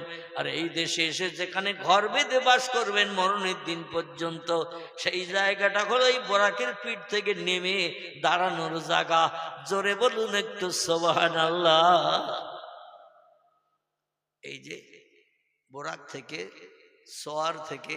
সোয়ারি থেকে নেমে যেখানে দাঁড়িয়েছেন, এই জায়গাটা আপনার বাকি জিন্দেগি ঘর বেঁধে বসবাসের জায়গা। তাই সেই জায়গাটা আপনার দেখালাম। পরবর্তী জিন্দেগি এখানেই আপনাকে বসবাস করতে হবে যতদিন বাঁচবেন। নবী বললেন, আর কোনো তথ্য দেবে এখানে? আমি এখন আল্লাহ দেখার জন্য পাগল। জিবরিল বলছেন, নাম ইয়াকি মুহাম্মদ ইবনে আব্দুল্লাহ, আরো একটা তথ্য দেবে এখানে। রাসূল বলছেন, মা হিয়া, সে তথ্যটা কি? ওই তথ্যটা হলো এইখানে যে আপনি বসবাস করবেন ঘর বেঁধে, এইখানে আবু বকর সিদ্দিকের কন্যাকে নিয়ে আপনাকে এখানে ঘর সংসার করতে হবে। বিবি আয়েশার ঘর হবে এই জায়গায়। জোরে বলুন সুবহানাল্লাহ। নবী বলছেন, তাই নাকি? বলে হ্যাঁ। বলে আমার বিবি হবে আবু বকরের কন্যা। জিবরিল বলছেন, না আমি রাসূলুল্লাহ, আল্লাহ আয়েশার তকদির লিপিবদ্ধ করে রেখেছেন, আপনার সঙ্গে বিবাহ বন্ধনে আবদ্ধ হবেন। আপনার বয়স যখন হবে 54 মতান্তরে 55 বছর, আবু বকরের দ্বিতীয় মেয়ে নাম তার আয়েশা, তার সঙ্গে আপনার প্রণয় হবে। আর আয়েশাকে নিয়ে এইখানে আপনি ঘর সংসার করবেন। এই সেই জায়গা, এই জায়গাটা ভালো করে দেখে নিন। নবী বলেন, তারপরে আর কি কোনো তথ্য দেবে নাকি তুমি? জিবরিল বলছেন, না আমি ইয়া রাসূলুল্লাহ, এখন আরো একটা তথ্য দিতে বাকি। নবী বলছেন, মা হিয়া ইয়া আখিরুল আমিন, আর কি তথ্য এই জায়গা সম্পর্কে দেবে? জিবরিল বলেন, ইয়া রাসূলুল্লাহ, আর একটা তথ্য যেটা দেব সেটা ভালো করে শুনে নিন। আপনার মরণ হবে এখানে, আর এখানেই আপনার কবর হবে। আপনার মরণ হবে এখানে, আর এখানেই আপনার কবর হবে। কিয়ামত পর্যন্ত এখানেই শুয়ে থাকতে হবে আপনার। জোরে বলুন সুবহানাল্লাহ। এই জন্য পয়গম্বর মুহাম্মদ রাসূলুল্লাহ তিরমিজি শরীফের একটি হাদিসে জানিয়েছেন, যেখানকার মাটি দিয়ে বান্দার বডি বানিয়েছেন সেইখানে ওই বান্দার কবর হবে। জোরে বলুন সুবহানাল্লাহ। আপনি যেখানেই থাকেন না কেন, মরে গেছেন দিল্লি, বোম্বাই, কানপুর, লখনৌ, বিহার, উড়িষ্যা, যেখানেই থাকেন না কেন, মরে গিয়ে কিন্তু লাশ সেই যেখানকার মাটি দিয়ে আপনার বডি বানানো হয়েছে। মানুষ হলো মাটির তৈরি, মানুষ হলো মাটির তৈরি। এই যে মাটি দিয়ে আমাদের বডি স্ট্রাকচার আল্লাহ বানিয়েছেন, এইখানেই কিন্তু আমাদের কবর হবে। যেথায় থাকি না কেন, এরোপ্লেনে যদি আনতে হয়, ট্রেনে করে আনতে হয়, কোনো 4 চাকা গাড়িতে করে আনতে হয়, আত্মীয় স্বজন তারে নিয়ে আসবে, সেখানে কবর দেবে না। যদি সেখানে কবর হয়, মনে করুন ওইখানকার মাটি দিয়েই তারে বানানো হয়েছে। আমার ভাইরা, পয়গম্বর ডেকে বললেন, এখানেই আমার ঘর হবে, এখানে আমার সংসার হবে, আবার এখানে আমার মরণ হবে, আর এইখানে আমার কবর হবে। জিবরিল বললেন, নাম ইয়া রাসূলুল্লাহ। আল্লাহ নবী বললেন, আর কোনো তথ্য কি এখানে দেবে নাকি তুমি? জিবরিল বললেন, লা ইয়া রাসূলুল্লাহ, এখানকার তথ্য দেয়া শেষ। নবী বললেন, তাহলে এবার চলো, এগিয়ে চলো, আল্লাহর দরবারে যেতে চাই। খুব সংক্ষেপ করে বলি, এবার ওখান থেকে বোরাকের পিঠে নবীজিকে আবার চাপানো হলো। আর জিবরিল বললেন, বোরাক এবার উড়ে চলো, পাখির মধ্যে উঠতে থাকো। ওই ইয়াসরিব মদিনা থেকে উঠতে শুরু করলো, চলে গেল। চলতে চলতে চলতে চলতে মাদায়েনের দেশ বলে একটি দেশ, যে দেশটির পাশের দেশের নাম হলো মিশর। কি নাম বললাম? মিশর। মিশরের পরের দেশটার নাম হলো মাদায়েন। মাঝখানে নীল দরিয়া, এই নীল দরিয়ার অপর পাটটা হলো মাদায়েনের দেশ, এই পাটটা হলো মিশরের দেশ। এই মাদায়েনের দেশে নিয়ে চলে গেল বোরাক এক মুহূর্তের ভিতরে। সেখানে নিয়ে যে একটা জায়গায় হাজির করে দিল। আমার ভাইরা, যেখানে মুসা নবী খেজুর গাছের তলায় দাঁড়িয়ে দাঁড়িয়ে আল্লাহর সঙ্গে টেলিফোনে কথাবার্তা বলতেন সরাসরি, সেইখানে পয়গম্বর মুহাম্মদ রাসূলুল্লাহকে নিয়ে যাওয়া হলো। নিয়ে বলা হল, ইয়া রাসূলুল্লাহ, আপনার পূর্বকার 3-3.5 বছর আগের একজন পয়গম্বর এই পৃথিবীতে এই দেশে বসবাস করতেন। তার নাম হলো মুসা ইবনে ইমরান, ইমরানের বেটা মুসা। আল্লাহ জালালি কদরের পয়গম্বর ছিলেন, তিনি এইখানে বসবাস করেছেন। আর ফেরাউনের সঙ্গে তার দ্বন্দ্ব ফাসাদ বেঁধেছে, এমনকি দ্বন্দ্ব ফাসাদ বাঁধতে বাঁধতে যখন চরম আকার ধারণ করেছে, একদিন নীল দরিয়া মুসা নবী পারে হয়ে গেল লাঠিরে স্পর্শ করে। আর লাঠিরে স্পর্শ করে যখন পেরিয়ে গেল, ফেরাউন তার দলবল নিয়ে ওই নীল দরিয়ায় রাস্তায় চলতে শুরু করলো। মাঝ দরিয়ায় যখন চলে গেছে, আর মুসা নবী বলেন, আল্লাহ ওরা তো সাগর পেরিয়ে পারে আসছে আমাদের ধরার জন্য। আল্লাহ বলে যে লাঠি নদীর পানিতে শোয়ানোর কারণে 8টা ঘোড়া একসঙ্গে লাইনে ছুটতে পারে এমন চওড়া রাস্তা আমি বানিয়ে দিয়েছিলাম তোমার লাঠির স্পর্শে, মুজিজার কারণে। ওই লাঠিটা এপারে এসে তুমি পানিতে আবার একটু লাগাও আর বলো, হে রাস্তা, তুমি পূর্বে যেমন সাগর ছিলে তেমন সাগর হয়ে যাও। আমার লোকজন 18,000 সব পেরিয়ে চলে এসেছে, আর রাস্তার দরকার নাই। মুসা নবী পানিতে লাঠি ঠেকিয়েছেন আর বলল, সাগর যেমন ছিলে তেমন হয়ে যাও, আর রাস্তার প্রয়োজন আমাদের নাই। আল্লাহ শুধু কোন শব্দ ব্যবহার করলেন, সাগরের রাস্তা ভেঙে চুরমার হয়ে গেল। আর ফেরাউনের দলবলেরা ইঁদুরের বাচ্চার মতো নাকানি চুবানি খেতে খেতে খেতে খেতে খেতে খেতে এক এক করে সব অতল সাগরের তলায় তলিয়ে চলে গেল। ফেরাউন তখনও বেঁচে ছিল, ওর গায়ে শক্তি ক্ষমতা খুব বেশি ছিল। ও মাঝে মাঝে সাঁতার কাটছে, উপরে উঠছে, বানের ঢেউ এসে তলায় দিয়ে দিচ্ছে, আবার ঠেলে যখন উঠছে ও তখন ডেকে বলল, উপায় তো নাই, ওদিকে 500-700 কিলোমিটার, এদিকেও 500-700 কিলোমিটার, 1000 মাইলের মতো রাস্তা। এই নীল দরিয়ার আর পাড়ি মাছ পজিশনে আসার পরে রাস্তা ভেঙে গেছে, এখন এখানে না কানে চুবনি খাচ্ছি, সাঁতার কেটে তো এত দূর ডেঙ্গায় পৌঁছানো সম্ভব না। তখন ডেকে বলো, মুসা তোমার আল্লাহরে বলো, আমি যদি সাগর থেকে নিষ্কৃতি পাই তাহলে তোমার আল্লাহর উপরে ঈমান আনব। তাফসীর কারকেরা বলছে, আল্লাহ শুধু কি মুসা ছিল ওই সময়? আল্লাহ কি ওই সময় শুধু মুসা ছিল না ফেরাউনেরও ছিল? ফেরাউনের লোক লস্করও ছিল কিনা? সকলের আল্লাহ কিনা? কিন্তু ফেরাউন আসলে মনের সঙ্গে ওটা মেনে নিতে পারেনি যে তোমার যে আল্লাহ আমারও সেই আল্লাহ। মুসা তুমি একটু আল্লাহর কাছে বলো, আল্লাহ যদি চরম বিপদ থেকে আমারে উপকার করেন তাহলে আমি ডাঙায় উঠে তোমার হাতে হাত দিয়ে কলেমা পড়ি ঈমান আনবো। বরং বলছে, মুসা তোমার আল্লাহরে বলো, তোমার আল্লাহরে বলো, মানে ওর আল্লাহ না। আল্লাহ এই কথা শুনে বলে, বেয়াদব, মরে যাচ্ছিস তা এখনো মর্যাদা হারাতে চাস না? এই জিবরিল, আমার মুসা তো রাগী মানুষ, বাল্যকালে আগুন গালে দেওয়ার কারণে জিভটা তার পুড়ে যে তোতলা মার্কা হয়ে গিয়েছিল। আর তোতলা যারা হয় এরা দেখবেন অল্পে তাড়াতাড়ি রেগে যায়। মুসা রাগান্বিত হয়ে বলছেন, আমার আল্লাহরে বলবো, তোমার আল্লাহ না, তাহলে আমি তোমার হয়ে কোনো কথা বলবো না। যতবার বলে তোমার আল্লাহরে বলো আমার উপকার করতে, মুসা বলে, ইগরি ইকিয়া ফেরাউন, এ ফেরাউন তুই ডুবে মর, তুই ডুবে মর। আবার ফেরাউন তোমার আল্লাহরে বলো আমার একটু বাঁচাক, ডাঙায় উঠে আমি তোমার আল্লাহর উপরে ঈমান আনবো। মুসা নবী আবার বলছে, ইগরি কিয়া ফেরাউন, ফেরাউন তুই ডুবে মর, তো ডুবে মরা না দেখা পর্যন্ত আমি স্বস্তি পেতে পাচ্ছি না।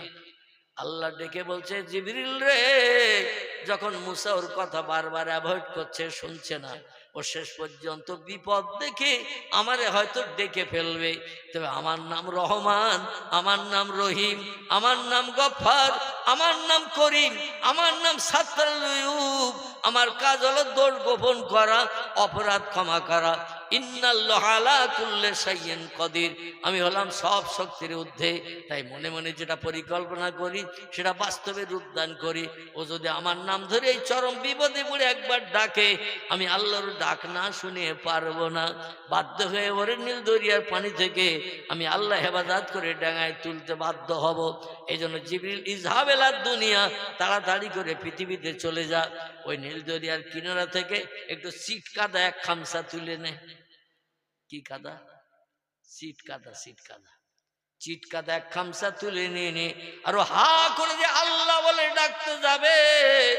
মুসা ডাকে সাড়া না দেওয়ার কারণে সরাসরি আমার ডাকবে, আমি আল্লাহ ওটা জানি বুঝি।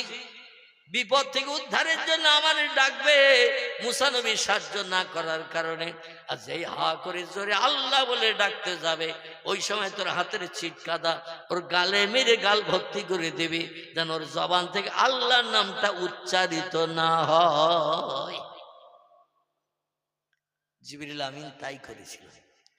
যেই হা করে আল্লাহ বলে ডাকতে গেল নীল দরিয়ার মাঝখানে, আর সঙ্গে সঙ্গে জিবরিল ওই ধারে সেই ছিটকাদা এক খামচা তুলে নিয়েছিল, নিয়ে ওর গাল হা করিয়েছে আর মেরে দিয়েছে গালে। গালের ভেতর যদি খামেরির দোলা পুড়িয়ে দেন, দিয়ে যদি গাল চেপে ধরেন, কথা বলতে পারবে আর কেউ? পারবে কেউ? কথা বলতে পারবে না। গালের ভিতরে এক গাল পানিও যদি রেখে দেন, দিয়ে যদি ঠোঁট চেপে রেখে দেন, পানি এক ফোঁটা বার করবেন না, কথা বলতে পারবেন তো? বলা যাবে? কথা বলা যাবে না। ওই অবস্থায় ও আস্তে আস্তে তলায় তলিয়ে গেল। সকলে জোরে বলুন সুবহানাল্লাহ। 400 বছর, কত বললাম? 400 বছর নীল দরিয়ার পানির তলায় কাদার ভিতরে ছিল। পরবর্তীতে সাগরের ওই এলাকাটা শুকিয়ে গেল। 400 বছর পর বাইরের থেকে পানি আনার জন্য সাগরের তলা খনন করে একটু গর্ত করতে গেল। গর্ত করতে যেয়ে দেখে সেই ফেরাউনের লাশ তখনও অক্ষত রয়েছে। আচ্ছা, ফ্রিজ করে রেখেছে সাগরের তলায় কে?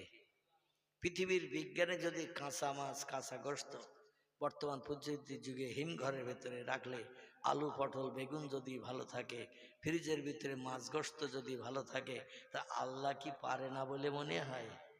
আল্লাহ 400 বছর রেখেছে সাগরের তলায় অক্ষত করে। কারণ যারা বিখ্যাত বেঈমান হয়, পৃথিবীর কোনো পোকামাকড় তাদের ধারে পাশে যায় না। আর যারা বিখ্যাত ইমানদার হয়, পাক্কা ইমানদার, শস্য দানা পরিমাণ খাদ নাই, পাকা সোনা 24 ক্যারেট। কত ক্যারেট? ইমানের ভিতরে 24 ক্যারেট, যার ভিতরে শস্য দানা পরিমাণ কোনো তামা খাদ্যাত নাই। এইরকম পাক্কা ইমানদারদের উপরে আল্লাহর রহমত বর্ষিত হয়। জোরে বলুন সুবহানাল্লাহ।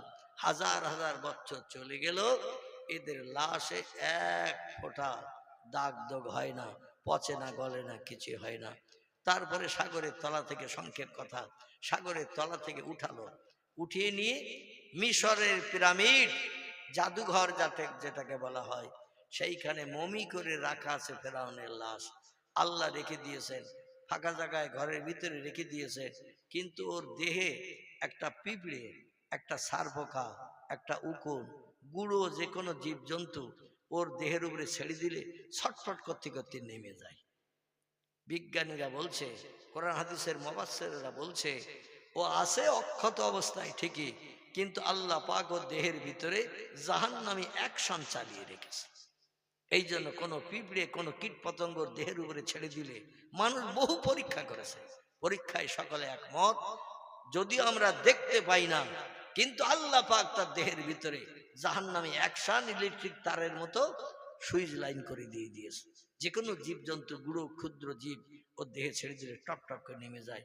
আল্লাহ বলেন, আমি নিদর্শন কিয়ামত পর্যন্ত রাখবো, যাতে ফেরাউনের ভাইয়েরা ভাই, চাস্তো ভাই, মামাতো ভাই, খালাতো ভাই, এই রকম দুনিয়ায় যেন আমার সঙ্গে আর বেয়াদবি কোনোদিন না করে। আহারে, আল্লাহর কি কুদরতি মহিমা।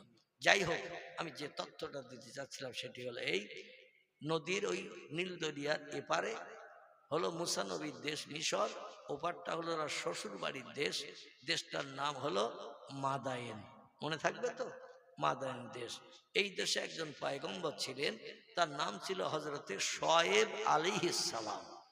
কি নাম বললাম? শুআয়ব আলাইহিস সালাম। ইনি আবার শুধু পয়গম্বর নন, ইনি ছিলেন মুসা নবীর শ্বশুর। মুসা নবীর শ্বশুর। মুসা নবীর স্ত্রীর নাম ছিল হযরতে সফুরা। কি নাম বললাম? সফুরা। আর আমাদের মেয়েদের নাম জোসনা, ঝর্ণা, চম্পা, নাইস, বিউটি, ডলি, ফুলি, আরো কত কি, আরনিকা, কত নাম বর্তমান মডার্ন যুগের মেয়েদের। রাসূল বলছেন, ইসমি আওলাদুকুম কা ইসমিল আম্বিয়া। আল্লাহ যদি তোমাদের পুত্র সন্তান দান করে, ছেলেদের নামগুলো একটু পয়গম্বরদের নামের সঙ্গে মিলিয়ে মিলিয়ে রাখবে।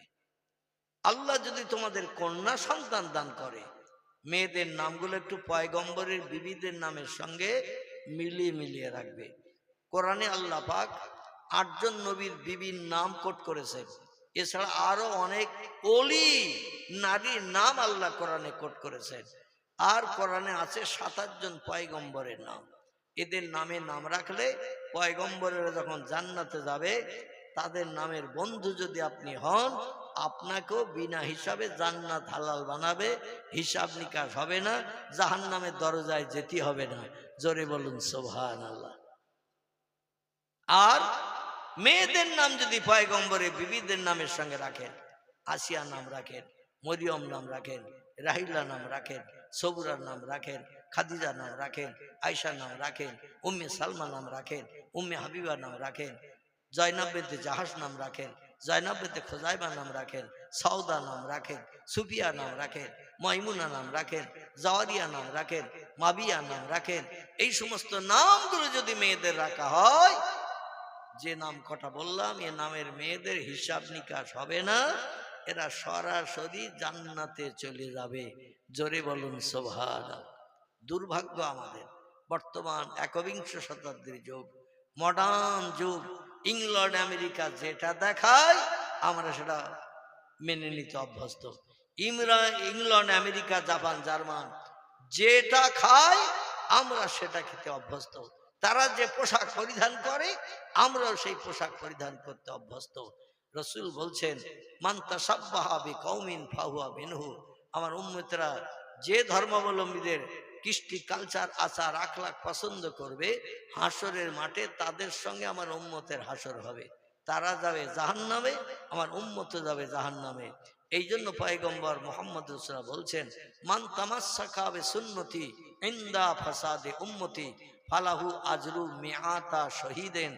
আমার উম্মত মণ্ডলীদের আমি উদ্দেশ্য করে বলছি, আখিরি জামানায় শেষ যুগে আমার একটা সুন্নত পৃথিবীর কোন উম্মত যদি আমল করে মেনে চলে, মরণের দিন পর্যন্ত, কবরে যাওয়ার আগ পর্যন্ত আমার একটা সুন্নত, আখিরি জামানায় শেষ যুগে যদি কোনো উম্মত একটা সুন্নত মেনে চলে, তাহলে আল্লাহ পাক হাসরের মাঠে 100 শহীদের মর্যাদা তারে দিয়ে হিসাব নিকাশ বিহীন প্রথম জান্নাত উদ্বোধন করাবেন শহীদানদের দিয়ে। জোরে বলুন একটু সুবহান। কিন্তু শহীদানের মর্যাদা পাওয়াটা খুব দুষ্কর। বিবি বিধবা করে, সন্তান এতিম করে, নিজের জীবনকে উৎসর্গ করে আল্লাহর রাস্তায় জীবন দেওয়া বড় কঠিন। কিন্তু অন্যদিকে পয়গম্বরের সুন্নতের আমল করলে জীবন দিতে হবে না, বিবি বিধবা বানাতে হবে না, সন্তান এতিম করতে হবে না, দুনিয়ার অর্থ সম্পদ উপভোগ করার অসুবিধার হবে না, আপনি জান্নাতে সরাসরি ঢুকতে পারবেন। সেটা নবীর একটা সুন্নত আদায় করে এই যুগে যদি আমরা মরণের দিন পর্যন্ত বাস্তবের রূপদান করি। আচ্ছা, মাথায় যে আমরা টুপি দেই, এই টুপিটা কার সুন্নত? নবীর সুন্নত। আমরা যে মুখে দাড়ি রাখি, এটা কার সুন্নত? এটা নবীর সুন্নত। এই যে হাঁটুর নিচে লম্বা জামা গায়ে দেই, এটা কার সুন্নত? নবীর সুন্নত। আজকে একটা সুন্নত আমরা ভালোভাবে আমল করতে পারিনি। মসজিদে যাই, টুপি মাথায় দেই, ঠিক বললাম না ভুল বললাম? যেই নামাজ শেষ হয়ে যায় টুপি বোসকায় চলে যায়। আবার শুক্রবার আসবে, 1 সপ্তাহ পরে টুপির খোঁজ হবে। যে ব্যক্তি নবী সুন্নত মাথায় দিয়ে জামার বাড়ি গেল, শ্বশুর বাড়ি গেল, বন্ধুর বাড়ি গেল, মাঠে গেল, হাটে গেল, সব জায়গায় যদি টুপিটা মাথায় দিয়ে যায়, খোদার কসম আপনার জন্য শহীদি মর্যাদা নসিবে জুটবে। হাসরের মাঠে 50,000 বছরের লম্বা দিন সূর্যের রৌদ্রে দাঁড়িয়ে থাকতে হবে না। বিচার শুরু করার আগে আল্লাহ আপনাকে প্রথম জান্নাত হালাল বানিয়ে দেবেন। জোরে বলুন একটু সুবহানাল্লাহ। আমি আপনাদের কাছে বলতে চাইছি এই কথা, সেটা হলো এই, অন্তত আমরা একটু চেষ্টা চালাই, পরিশ্রম করি, চেষ্টা চালাই, অন্তত নবী সুন্নত টুপিটা মাথায় রাখি, কিংবা নবী সুন্নত দাড়িটা মুখে রাখি, নবী সুন্নত হাঁটুর নিচে একটু লম্বা জামা গায়ে দিয়ে চলাফেরা করি। ইংল্যান্ড আমেরিকার পোশাক, প্যান্ট আর শার্ট আমরা আর পরবো না। আমরা ওই পোশাক আর ব্যবহার করব না, কারণ তাতে আমাদের পরকালে কোনো লাভ আছে? লাভ নাই। অতএব দুনিয়া তুচ্ছ দুদিনের জিন্দেগি, লম্বা জিন্দেগি হলো পরকালের জিন্দেগি। সেখানে যাতে কোটি কোটি বছর বিবি বাচ্চা নিয়ে, বাচ্চা তো থাকবে না, শুধু স্ত্রী নিয়ে সুখ সম্ভোগ আমরা করতে পারি। আল্লাহ সে তৌফিক আমাদের সকলকে যেন দান করেন। সকলে বলুন আমিন। প্রাণ ভরে উচ্চ রবে মহব্বতে দরুদ শরীফ। আল্লাহুম্মা সাল্লি আলা সাইয়্যিদিনা মাওলানা ওয়া আলা আলি সাইয়্যিদিনা মাওলানা। অভয় বাণী দিল তারা, অভয় বাণী দিল তারা, ও আমিনা বিবি। শিশু পুত্র তোমার হবে শেষ জামানাত নবী। যে শিশুকে দেখে তারা রসুল মেনে গেল, সেই নবীরই মোহাব্বতে দরুদ মুমিন পড়ো। আল্লাহুম্মা সাল্লি আলা মাওলানা মুহাম্মদ ওয়া আলা আলি মাওলানা। কাজ করিতে গেলেন নবী, কাজ করিতে গেলেন নবী মা খাদিজার বাসায়।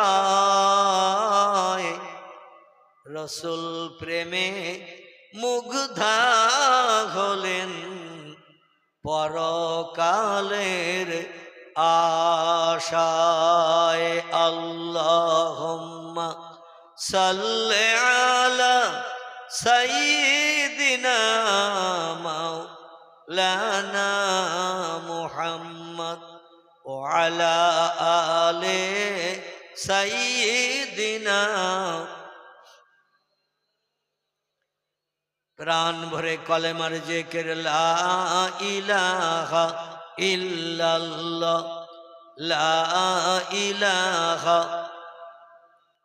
লা ইলাহা ইল্লাল্লাহ মুহাম্মাদুর রাসূলুল্লাহ। কলেমা সঙ্গের সাথী, কলেমা হবে গোরের বাতি। তাই পড়ো কলেমা দিবারাতি, কলেমা ছাড়া নাই গতি। বলো লা ইলাহা ইল্লাল্লাহ, লা ইলাহা, লা ইলাহা ইল্লাল্লাহ সুবহানাল্লাহ আলহামদুলিল্লাহ, লা ইলাহা ইল্লাল্লাহ সুবহানাল্লাহ আলহামদুলিল্লাহ, লা ইলাহা, লা ইলাহা ইল্লাল্লাহ মুহাম্মাদুর রাসূলুল্লাহ। বিসমিল্লাহির রহমানির রহিম। ওয়ালাম্মা তাম্মা মিন হামলিহি শাহরান আলা আশুরিল আকালিল মারাবিয়া তোয়াফিয়া বিল মাদিনাতির শরীফাতি আবু আব্দুল্লাহ ওয়া কানা কাদ ইস্তাযাবি আকালিহি বানিয়াদিম মিনাত তায়েফাতিত তিজারিয়া ওমা কাসাফিম শাহরান আলা সাকিমা ইওয়ানুনা সুকমা ওয়া শাকা। ওয়ালাম্মা মাররা মিন হামলিহি আলা রাজি তিসাতিল আশুরিল কামারিয়া ওয়ানাল জামানে আয়ানজালি আনহু সাদা হাদরাতুম মাহুলাইলাম মাউলিদিহি আসিয়াতুন মারইয়ামুর রাদিয়াল্লাহু আনহুমা ফি নিসরাতিন মিনাল হাদিরাতিল কুদসিয়া ফাকাদাল মাকাদু ফাওয়ালাদাতু সাল্লাল্লাহু সানা সাল্লাল্লাহু আলা মুহাম্মাদিন সাল্লাল্লাহু আলাইহি ওয়াসাল্লাম। কে হায় মুমিন ওঠো, ওয়াক্তে আখিরি তাজিমে কিয়াম, দাঁড়িয়ে যান সকলে। ইয়া নবী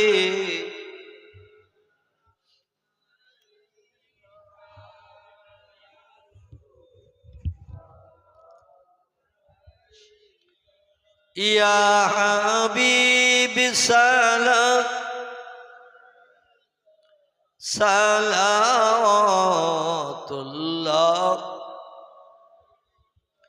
নবীজির আব্বা আব্দুল্লাহ, রাসূলুল্লাহর আম্মা আমিনা, হাবিবের দুধমা হালিমা, দয়ার নবীর রওজা মদিনা। ইয়া নবী সালাম আলাইকা, ইয়া রাসূল সালাম আলাইকা, ইয়া হাবিব সালাম সালাওয়াতুল্লাহ।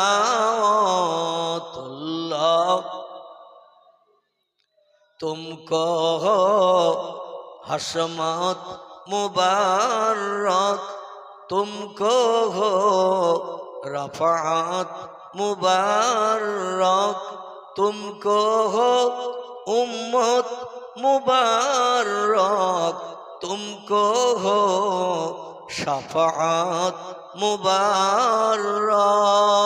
या नबी सलाम अलैका, या रसूल सलाम, या हबीब सलाम अलैका सलावतुल्लाह।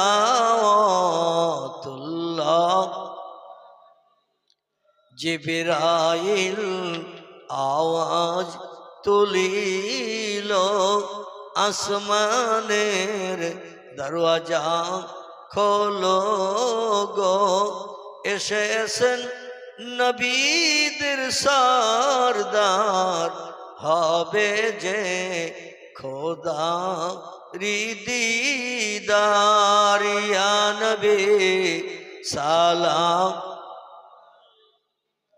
ইয়া রাসূল সালাম আলাইকা, ইয়া হাবিব সালাম সালাওয়াতুল্লাহ আলাইকা। সকলে বসে পড়েন। ইয়া রাব্বি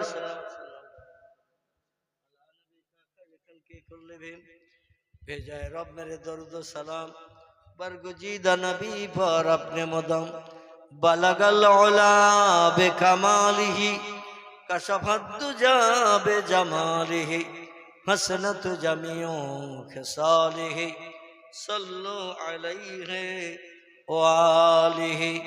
আরবের বুকে মক্কার পরে মামিনার যেথায় ঘর, খোদার করুণা কৌসার হয়ে ঝরসে বারংবার। বালাগাল উলা বে কামালিহি, কাশাফাদ দুজা বে জামালিহি, হাসনাত জামিউ খিসালিহি, সাল্লু আলাইহি ওয়া আলিহি। কবরস্থ ব্যক্তিদের আত্মার কল্যাণ উপলক্ষ করে এই মজলিস, সকলে বিসমিল্লাহ সহ সূরা ফাতিহা, আলহামদু শরীফ একবার, সূরা ইখলাস, কুল আল্লাহ শরীফ তিনবার, কয়েকবার একটু দরুদ শরীফ পড়ে নেন। বিসমিল্লাহির রহমানির রহিম। সিরাতাল লাযিনা